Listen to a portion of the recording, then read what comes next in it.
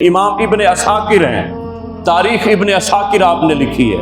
امام ابن عساکر ان کی جو کتاب ہے وہ 120 جلدوں پر مشتمل ہے، 120 جلدوں پر۔ اب ذرا غور کیجئے گا، ہمارے پاس تو تقریباً جو ہے وہ اگر اسلامیات میں اسلام میں اگر دیکھا جائے تو ہمارے پاس اسلام کی لائبریری میں جو ہے ہمارے اپنے یعنی گرد و پیش میں جو ہے وہ 120 اسلام کی جو ہے وہ اسلامیات پر جو ہے کتابیں نہیں ہوں گی، لیکن امام ابن عساکر جو ہے فرماتے ہیں یہ ایک کتاب 120 جلدوں پر مشتمل ہے۔ یہ تاریخ ابن عساکر ہے۔ ابن عساکر کو ابن عساکر کیوں کہا جاتا ہے؟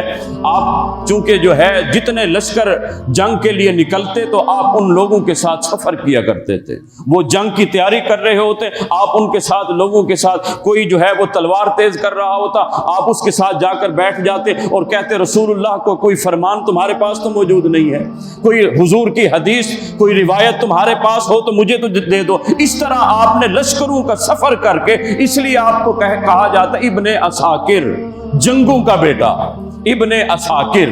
تاریخ ابن عساکر جو ہے وہ 120 جلدوں پر یہ کتاب جو ہے وہ مشتمل ہے۔